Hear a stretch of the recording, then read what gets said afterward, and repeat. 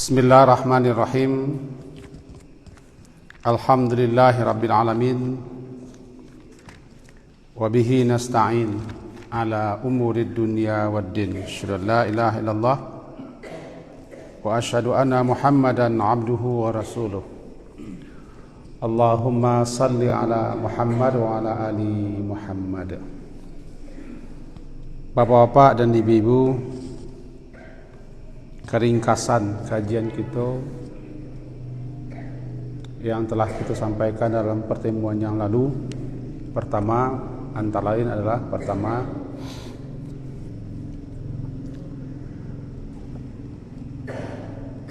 ketika kita dikumpulkan di satu tempat namanya mahsyar untuk dihisab, itu diperhitungkan semua amal, dimintai pertanggungjawaban,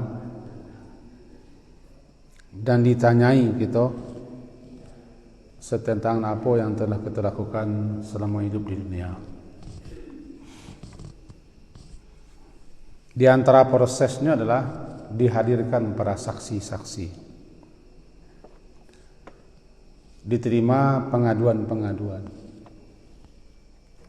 lebih-lebih makhluk-makhluk yang pernah kita sakiti, kita aniaya, kita zalimi, baik itu manusia ataupun hewan-hewan. Intinya, tidak satu pun amalan kita, perbuatan kita yang tidak akan kita pertanggungjawabkan. Yang kedua,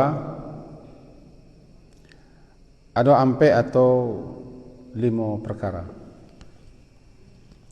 yang setiap kita pasti akan ditanya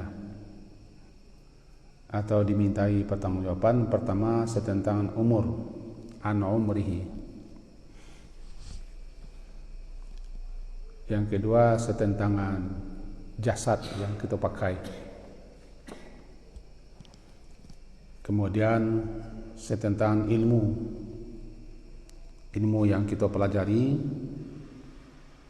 dan untuk apa dipakai ilmu. Yang keempat, tentang harta, dari ma dan kama,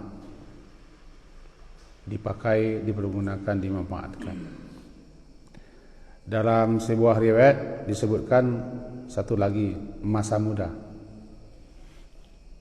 anak syababi, ketika masa mudanya, ampe atau 5. Yang berikutnya kesimpulan bahwa di antara semua amal ibadah yang paling dulu dihisab adalah salat. Jika salatnya sempurna, ditulis sempurna. Jika salatnya kekurangan ada di sana sini, maka jika ada salat sunat, dilengkapi, disempurnakan dengan salat sunat. Jika tidak ada salat sunat, berarti kekurangan namanya. Dan kemudian ketika itu di antara saksi-saksi yang dihadirkan adalah saksi daripada diri kita sendiri. Itu saat mulut kita ditutup, mulut dikunci, mulut tidak bicara. Al-yawma nakhtimu ala afwahihim wa tukallimuna aydihim wa tashhadu arjuluhum. Surah Yasin. Karena ketika itu mulut masih mendebat, mulut masih membantah. Bahkan catatan malaikat pun diprotes oleh mulut. Dan mulut tidak menerima laporan malaikat. Mulut hanya bisa menerima saksi-saksi daripada pihak diri. Maka ketika itulah mulutnya tiba-tiba tidak bisa bicara, disuruh anggota badan bicara. Dan kita tidak bisa bersembunyi. Wa ma kuntum tastatirunya, kamu tidak bisa bersembunyi daripada persaksian kulit kamu dan seterusnya. Dan juga dihadirkan sebagai saksi adalah bumi yang kita hidup di atas bumi. Ketika Rasulullah membaca surat Iza zulzilatil ardu zilzalaha wa akhrajatil ardu athqalaha wa qala al-insanu ma laha yawma idzin tuhadditsu akhbaraha. Sampai di situ dalam sebuah riwayat, lalu Rasulullah bertanya kepada orang-orang yang ada di situ, atadruna, apakah kalian mengetahui apa yang dimaksud dengan tuhadditsu akhbaraha? Bumi menceritakan hal keadaan beritanya. Kata sahabat-sahabat menjawab, Allahu wa rasuluhu a'lam. Allah dan Rasulullah yang lebih tahu. Kata beliau, yang dimaksud dengan bumi tuhadditsu akhbaraha, bumi menjadi saksi. Bumi menjadi saksi atas apa yang dilakukan oleh manusia di atas punggung. Si fulan berbuat ini, berbuat itu di tempat ini, di waktu itu, di atas punggungku. Kira begitu bunyinya. Dan kita tidak bisa mengelak. Baiknya menyaksikan kebaikan-kebaikan kita ataupun keburukan-keburukan kita. Disitulah hikmahnya, kata para ulama. Kalau berbuat baik, dibanyak tampik. Kalau berbuat baik, banyaklah tampiknya, supaya banyak saksi. Sampai-sampai setelah salat wajib, kita disukai berpindah posisi kanan ke kiri atau ke belakang. Hikmahnya itu. Bahkan Nabi sendiri ketika berangkat untuk salat hari raya, jalan ke pai berlain dengan jalan ke pulang. Disebut kalau lama itu beliau dalam keadaan mempunyai saksi. Karena bumi-bumi yang kita pijak jadi saksi atas kebaikan-kebaikan kita. Bahkan ketika azan dikumandangkan, sejauh mana azan itu sampai, dan siapapun yang mendengarkan azannya, makhluk apapun nanti menjadi saksi di akhirat. Itulah keutamaan orang yang azan. Kira-kira itu mencapai kaji yang lampau, dan malam ini kita sambung. Suatu ketika dalam sebuah hadis riwayat Imam Bukhari, hadis nomor 4582. Hadis itu pun diriwayatkan oleh Imam Muslim nomor 800. Bunyinya, kata Ibnu Mas'ud, salah seorang sahabat Nabi yang terkenal, qala lin Nabi sallallahu alaihi wasallam, iqra alayya. Wahai Ibnu Mas'ud, bacalah Al-Quran untukku. Iqra alayya, bacalah Al-Quran untukku. Qultu, kata Ibnu Mas'ud, aqra'u alayka wa alayka unzil. Apakah aku akan membacakan Al-Quran itu untukmu ya Rasulullah, padahal Al-Quran itu diturunkan kepada engkau ya Rasulullah. Kata beliau menjawab, fa inni uhibbu an asma'ahu min ghairi. Sesungguhnya aku senang, aku suka jika aku mendengarkan orang lain yang membacakannya untukku. Bacalah, kata beliau.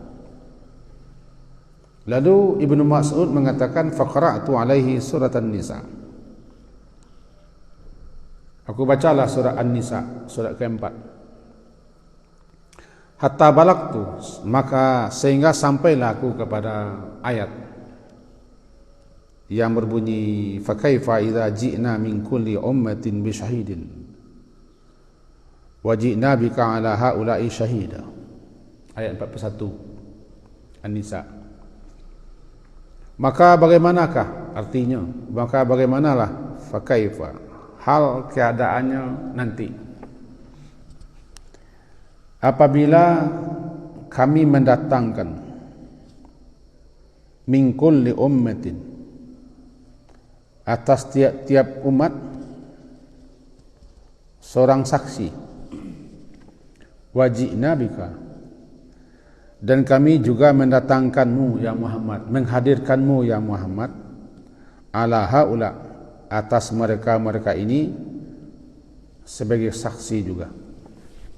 Sampai ayat itu Nabi berkata kepada Ibnu Mas'ud, amsik, kata beliau cukup sampai di situ. Faida ainahu tazrifan, maka ketika Ibnu Mas'ud menoleh, kiranya air mata Nabi sedang meleleh ke bawah, ya, meleleh ke bawah. Disebutkan oleh para ulama, kenapa Nabi nangis ketika Ibnu Mas'ud membaca ayat surat Nisa sampai ayat ke-41, yang intinya bagaimanalah hal keadaannya nanti. Setiap umat ada saksinya, dan engkau pun ya Muhammad menjadi saksi atas mereka umatmu ini. Menangis beliau. Apa yang bikin beliau menangis? Banyak penjelasan ulama. Salah satunya adalah terbayang bagi beliau akan didatangkan ke pengadilan Allah di hari berhisab. Dipanggil, didatangkan untuk dimintai persaksian beliau. Setiap umat dihadirkan saksi, yaitu rasul masing-masing setiap umat jadi saksi. Nabi Muhammad pun dihadirkan sebagai saksi. Saksi apa maksud? Kalau Nabi Muhammad sallallahu alaihi wasallam dihadirkan sebagai saksi, dua. Pertama, beliau dihadirkan atau didatangkan kepada pengadilan nanti di akhirat sebagai saksi, menjadi saksi bagi nabi-nabi yang lain bahwa nabi-nabi itu telah menyampaikan apa yang Allah perintahkan kepada masing-masing nabi, kepada masing-masing rasul untuk disampaikan. Beliau jadi saksi karena masing-masing umat mendebat rasulnya masing-masing, membantah. Contoh Nabi Nuh alaihissalam. Ketika Nabi Nuh alaihissalam dalam hadis riwayat Imam Bukhari, yang intinya begini, beliau ditanya oleh Allah, padahal Allah lebih tahu, apakah beliau telah menyampaikan dakwah, risalah, wahyu yang disampaikan, yang diturunkan Allah kepada beliau, apakah beliau telah sampaikan kepada umat beliau? Padahal Allah kan Maha tahu, tapi itu prosesnya. Jawaban beliau, sudah ya Allah, balagtu, aku telah sampaikan.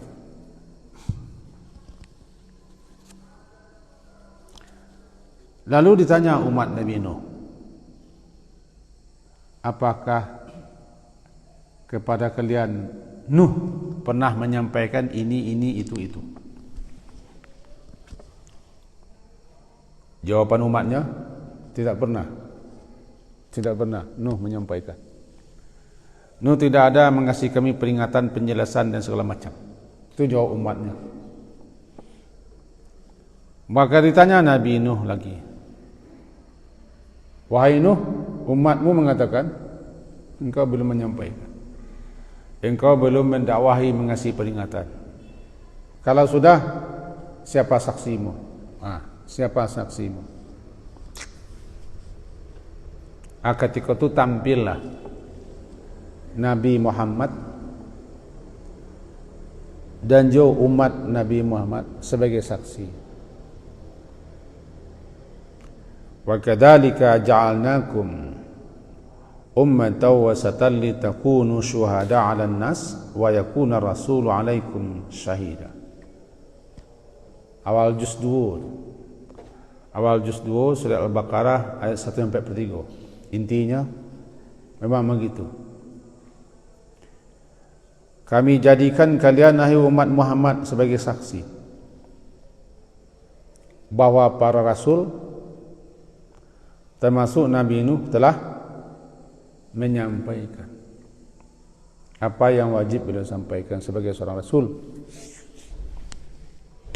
Dan kami datangkan engkau Muhammad juga jadi saksi.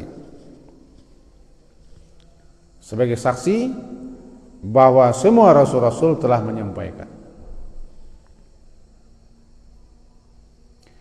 Yang kedua, Nabi Muhammad menjadi saksi atas kita umatnya.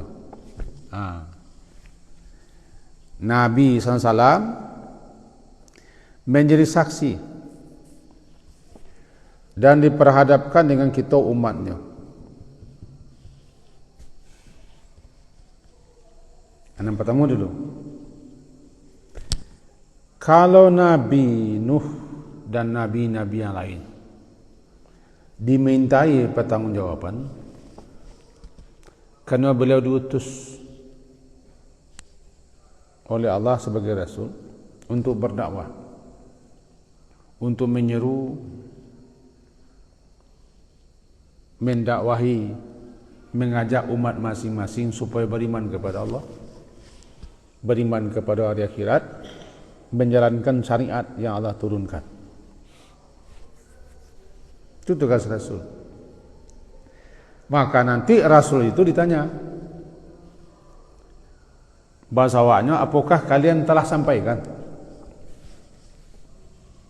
Kalau para Rasul menjawab, sudah, mana buktinya? Karena umatnya masing-masing membantah, seperti umat Nabi Nuh. Nah, ketika umat Nabi Nuh membantah, siapa saksimu wahai Nuh? Tentu ketika itu Nabi Nuh kebingungan. Arti kebingungan itu salah saksi. Tampillah umat Nabi Muhammad kita, kami jadi saksi ya Allah, bahwa Nuh telah menyampaikan. Diprotes oleh umat Nabi Nuh, bagaimana mungkin orang belakang bisa menjadi saksi atas orang yang telah terdahulu? Dijawab oleh umat Nabi Muhammad, kami membaca ayat Allah, kami membaca firman Allah, bahwa memang Nuh telah menyampaikan, bahkan 950 tahun beliau berdakwah. Alfa sanatin illa khamsina ama, 950 tahun beliau mendakwahi umat beliau. Umur Nabi Nuh disebutkan dalam sebuah riwayat 1300 tahun. Wallahu a'lam. 1300 tahun umurnya, berdakwah selama 950 tahun. Bahkan salah satu nama surat daripada surat Al-Quran, surat Nuh. Nah, kami membaca surat Nuh, maka tampillah umat Nabi Muhammad dan Nabi sendiri menjadi saksi bahawa Nabi Nuh telah menyampaikan. Tuh. Dapat kita pelajaran siko, apa-apa yang telah diembankan kepada kita, dipikulkan kepada kita, diberi amanah kepada kita untuk menjalankannya, kalau kita tidak jalankan, nanti kira diminta pertanggungjawaban. Hati-hati setiap amanah, setiap beban, setiap tanggungjawab yang telah kita pikul. Jangan tagia suka meminta amanah, nanti yang bertanggungjawab kita benar. Pengemban amanat, orang yang memegang satu tanggungjawab, Orang yang memikul berbagai macam kewajipan nanti ditanya. Kan amanah ditanya. Di sidang diminta pertanggungjawaban. Kalau kita boleh menyampaikannya, melaksanakannya, menunaikan amanah, apakah sampai situ saja? Tidak. Diminta pula saksi-saksi dan bukti-bukti. Begitu peliknya nanti hisab di akhirat. Di samping memang ada yang dimudahkan hisabnya. Maka setiap apa yang kita lakukan, kita kerjakan, siapapun dan apapun yang menjadi saksi didatangkan nanti sebagai saksi. Balik kita ke kaji tadi balik. Nabi Muhammad sallallahu alaihi wasallam, beliau bahkan diutus beliau dalam surah Al-Ahzab surah ke-33 semenjak ayat 45 sampai ayat 48 tak salah. Bunyinya, ya ayyuhan nabi inna arsalnaka syahida. Satu, wahai nabi, sesungguhnya kami arsalnaka, kami mengutusmu syahida, menjadi saksi. Satu, Al-Ahzab surah ke-33 ayat 45 dan seterusnya. Wa mubashshira, dua, sebagai pembawa kabar gembira. Wa nazira, tiga, sebagai pemberi peringatan. Yang keempat, wa da'iyan ilallah, sebagai penyeru kepada agama Allah dengan izin Allah. Yang kelima, sirajau wa munira, sebagai cahaya yang menerangi. 5, Nabi Muhammad. Yang pertama, syahidah, kami utus engkau ya Muhammad kepada umatmu satu sebagai syahidah, syahid. Syahid di sikap. Yang pertama, di dunia beliau sebagai saksi, dan di akhirat juga beliau sebagai saksi. Bagaimana beliau menjadi saksi di dunia? Beliau menjadi saksi atas kebenaran para nabi-nabi dan kitab-kitab yang telah diturunkan kepada para nabi. Dan beliau menjadi saksi atas penyelewengan, atas penyimpangan,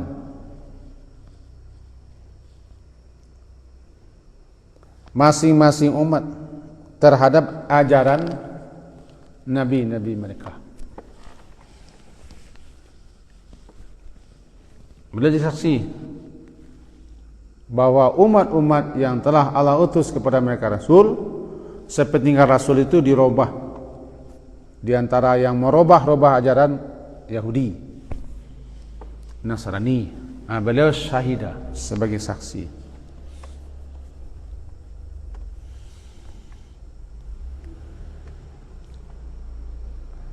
Dan juga dalam berikutnya di akhirat beliau jadi saksi. Akan nanti syahidah di akhirat. Beliau jadi saksi di akhirat dua, saksi terhadap nabi-nabi dan rasul-rasul dan penyimpangan umatnya masing-masing, dan sebagai saksi terhadap kita.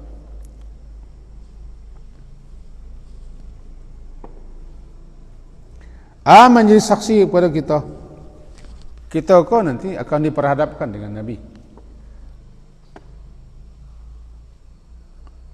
Beliau telah menyampaikan, beliau telah mengajarkan yang dikenal dengan sunnah-sunnah beliau. Lalu dipresentasikan kepada beliau.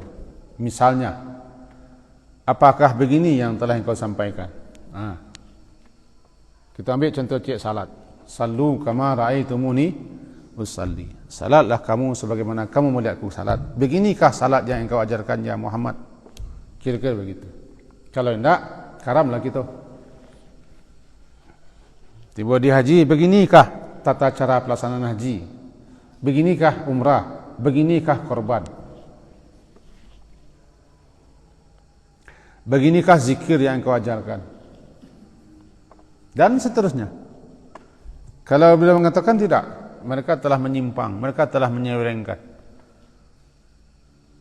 Beliau jadi saksi. Dihadirkan beliau. Itu makanya nanti ketika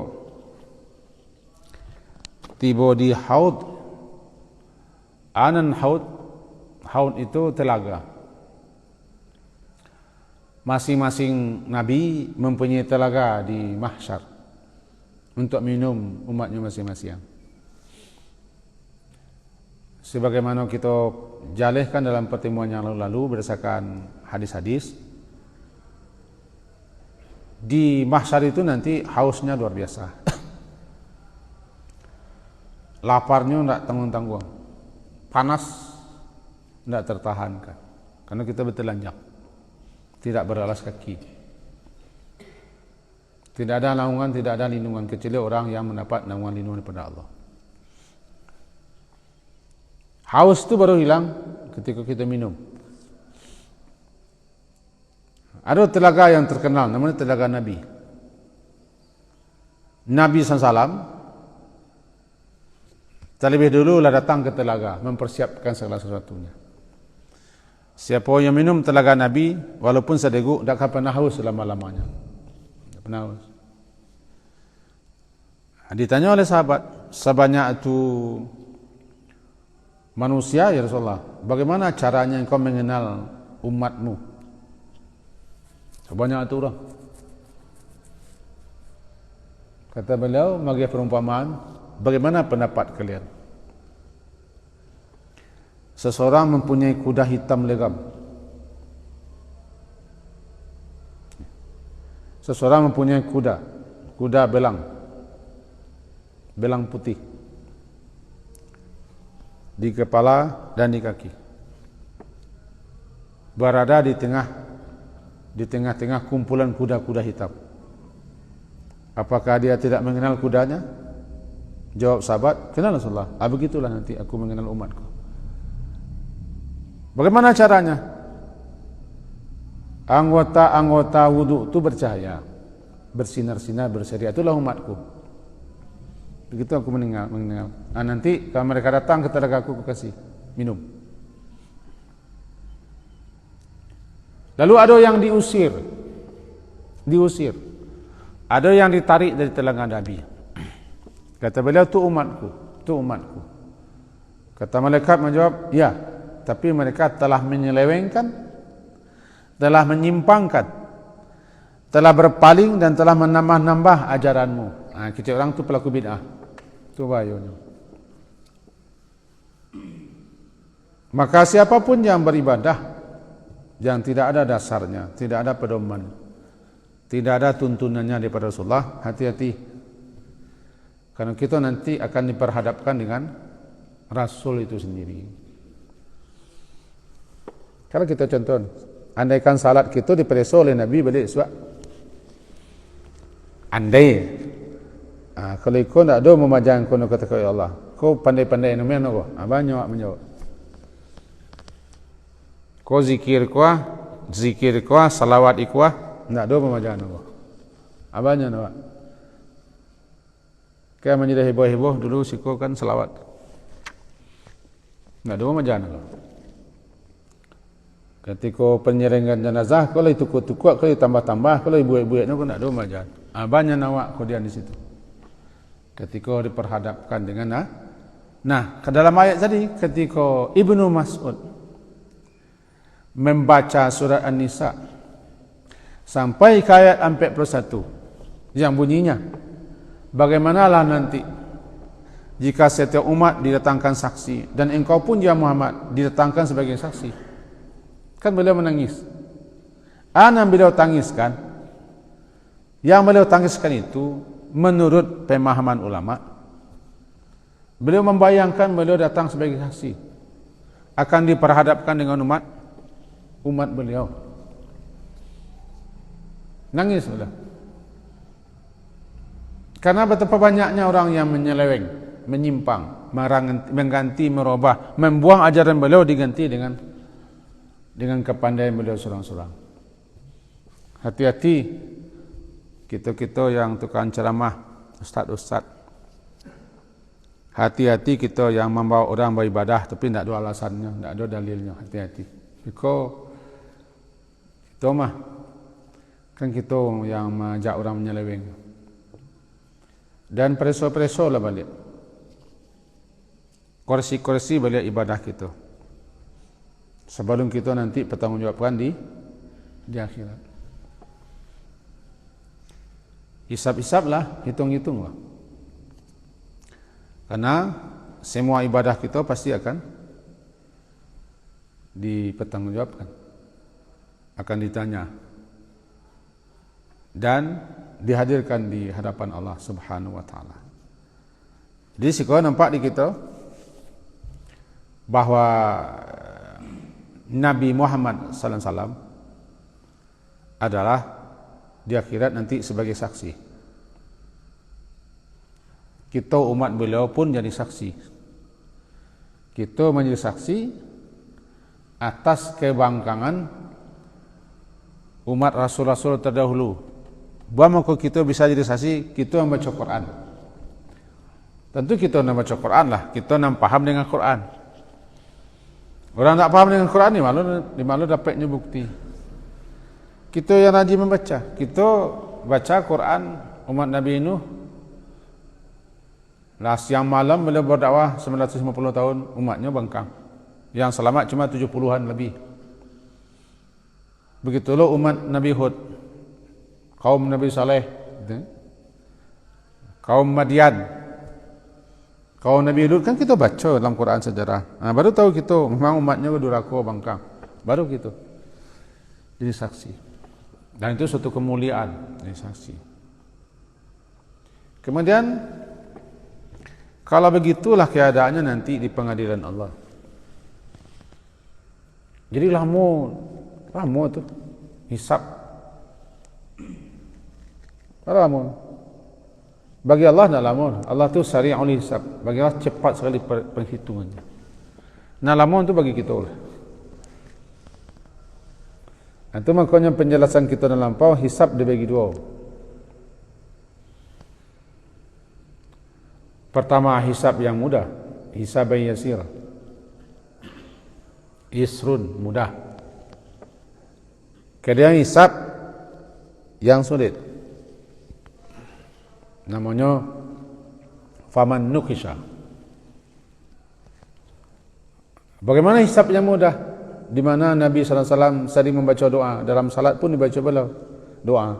Allahumma hasibni hisaban yasira. Ya Allah, hisablah aku. Perhitungkanlah amalanku dengan hisaban yasira. Hisab yang gampang, yang mudah. Itu ditanya oleh Aisyah. Hisab yang mudah. Hisab yang mudah itu maksudnya al-arad.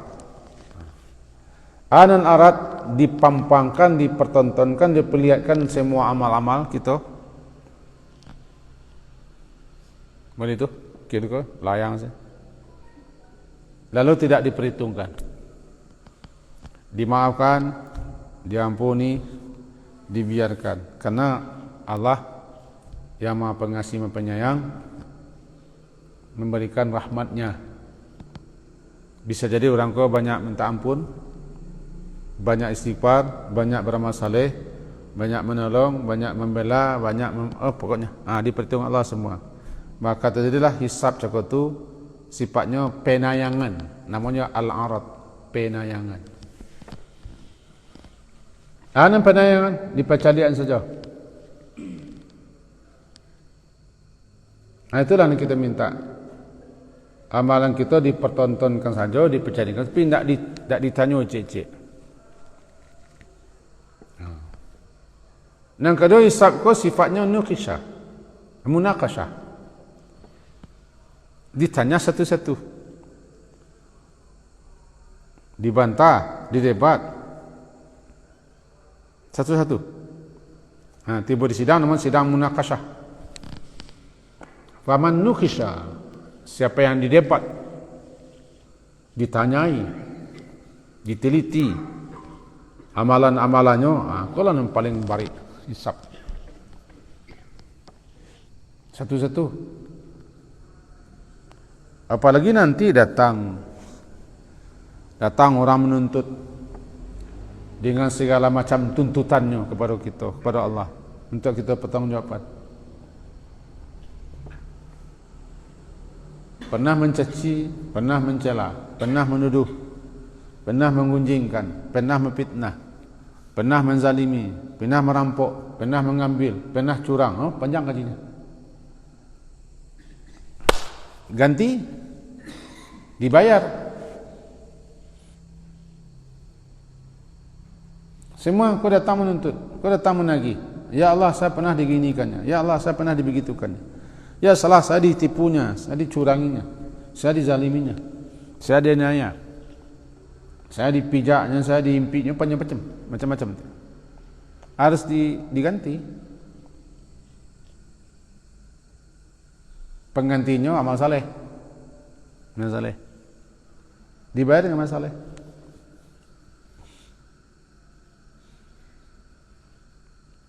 Kalau tidak ada pembayarannya habis. Sementara orang masih banyak meminta. Karena pernah dia nanya. Maka mau tidak mau pembayarnya diganti. Dosa orang dipindahkan ke nya, bangkrut. Aku namanya muflis, bangkrut.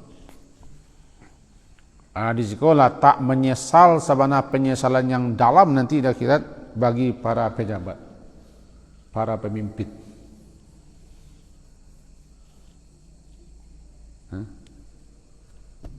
Para pejabat, para pemimpin di akhirat nanti sangat menyesali.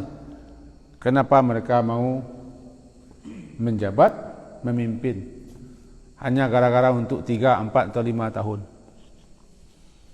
Risikonya sekian. Bayangkan kalau ibu besok calon presiden dipilih orang, selama 5 tahun kita bertanggungjawabkan orang se-Indonesia.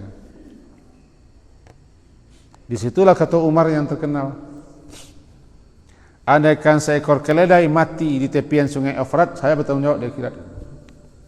Itu Umar bin Khattab. Kenapa?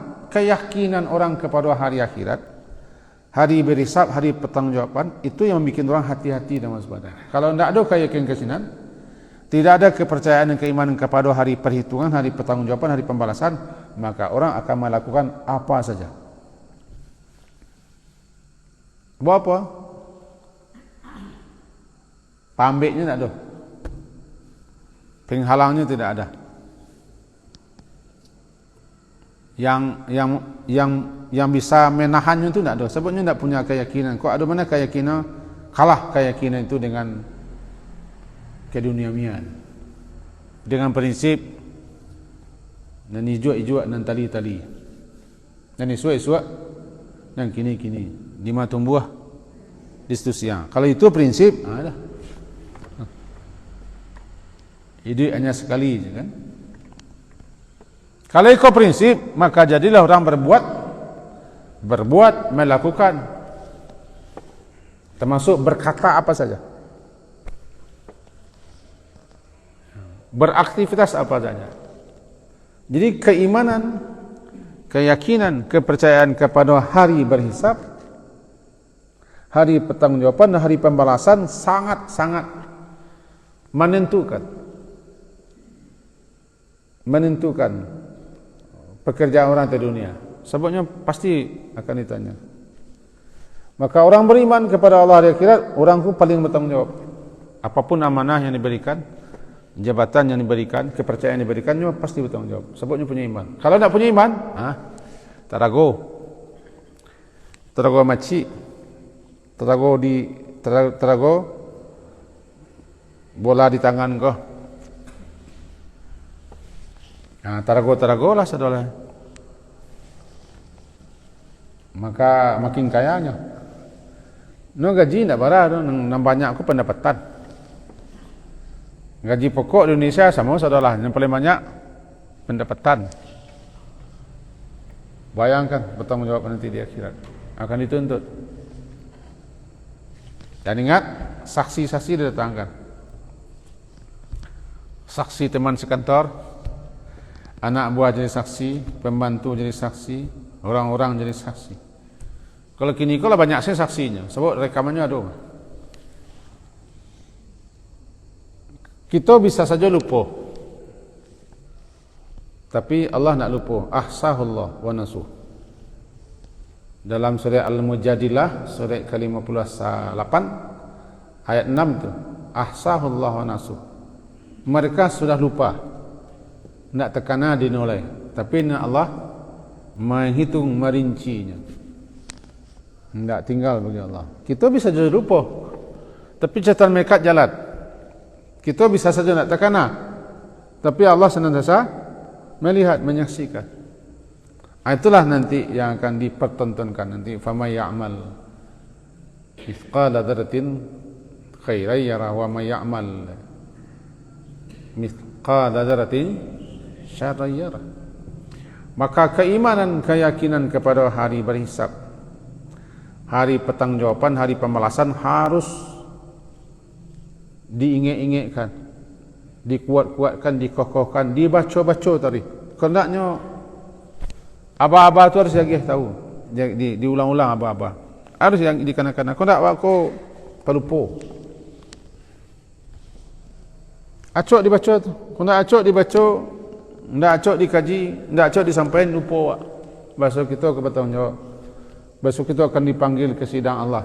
Besok nanti akan dihadirkan saksi-saksi, diunjukkan bukti-bukti. Termasuk Nabi Muhammad pun jadi saksi. Jadi saksi. Di hari itu, di saat itu. Kalaulah Nabi Nuh yang disebut dengan Rasul pertama, selama 950 tahun beliau mendakwahi kaumnya. Dalam surah Al-Ankabut begitu bunyinya. Walaqad arsalna Nuhan ila qaumihi falibitha fihim alfasanatin illa 50 ama. Dan beliau dalam surah Nuh menyampaikan dan mengadu kepada Allah bahawa beliau lah mendakwahi kaum beliau siang malam, terang-terangan dan sembunyi-sembunyi, lemah lembut dan dengan jahat. Pokoknya macam cara, tapi umat beliau begitu pengaduan beliau. Di sidang beliau, di sidang, diadili. Umat beliau protes umat beliau, membantah umat beliau. Bahasa Nabi Nuh tidak pernah menyampaikan. Tak bohong. Masih bisa orang bohong di hari akhirat, masih bisa bohong. Nah, itu makanya Allah memperlihatkan bagaimana jalannya sidang sehingga dipanggillah saksi-saksi. Nabi Muhammad dihadirkan, kita yang membaca Quran pun dihadirkan sebagai saksi bahasa Nabi Nuh benar. Bahasa Nabi Nuh lah menyampaikan, umat beliau yang mangkiang, umat beliau yang bangkang, umat beliau yang mengerengkang. Nah, itu sebagai saksi di pengadilan Allah. Karena bel lah bunyi, nanti kalau ada pertanyaan dan tambahan kita sampaikan nanti setelah azan Isya. Kita akhiri dulu sampai di situ dengan mengucapkan alhamdulillah bil alamin.